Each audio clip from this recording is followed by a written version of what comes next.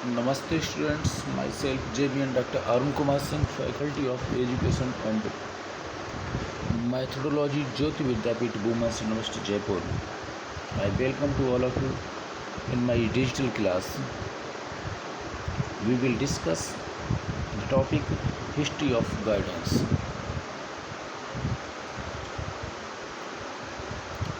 Origin of vocational guidance. During the 1890s, a man named Frank Parsons organized the Boston Vocational Bureau. He is considered as the father of vocational guidance. He provides vocational assistance to young people. He trained teachers to serve as vocational counselors, and in 1909 he published Choosing a Vocations. He discusses the role of the counselor and techniques that might be enjoyed in counseling. Was divided into three areas: personal investigations, industrial investigations, and organizational organization and the work. Personal investigations: persons advocates getting the client to see himself or herself exactly as other do, and giving the client recommendations about methods that can be used for self improvements.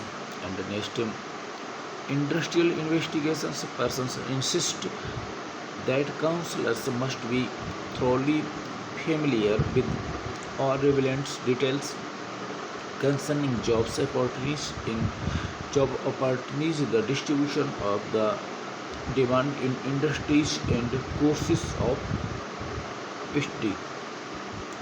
Organization and the work: persons also explain the need to train vocational counselors. This is to have relevant vocational background, sound judgment, characters, and maturity. Others were also involved in the counseling movements at its earliest stage. There are J.C.B. Davis, second Anna Weyrids and Ellie Wavers, and next David S. Hill, Carl Rogers, Gilbert, and Harolds. J.C.B. Davis, his approach was based on self-study and the study of occupations. His descriptions of counseling seem to suggest that students should be preached about the moral value of hard work, ambitions, honesty, and the development of the characters as assist to any persons who planned to enter the business world. Next, J.C.B. Davis, he used the call concept in relation to the way one soul choose a vacation. When an individual was called, he would approach it with the noblest and highest deals, which would serve society best by uplifting humanity. Anna Weyried, she established guidance service in the Seattle. She believes that guidance service would be important as a means of developing the best possible education products. Okay. Next, Alibaba established Teacher Guidance Committee in every high school in New York City.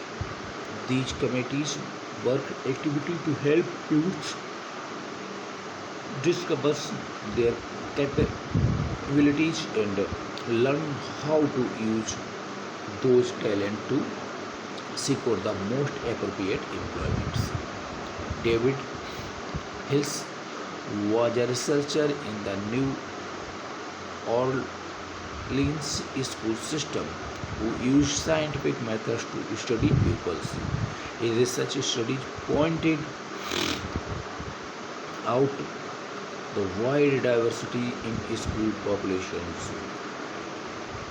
Carl Rogers, he focused on client-centered therapy, which he introduced in 1942 in his publications Counseling and Psychotherapy. He offers non-directive counseling as an alternative to the oldest, more traditional methods. Okay. Next, Gilbert's his classic contribution of the 1960s, The Counselor in a Changing World, also explaining the counselor role in a society and changing ideas about human behavior and changing schools. Okay. Heralds implied that if school counselors were to move towards bona fide professionalizations,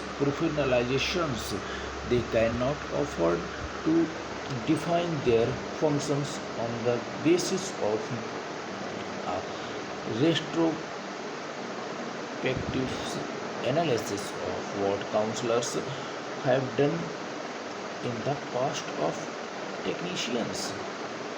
Okay. He forecast the function of the counselors as a consultant and agent for changing. Okay, thank you, students.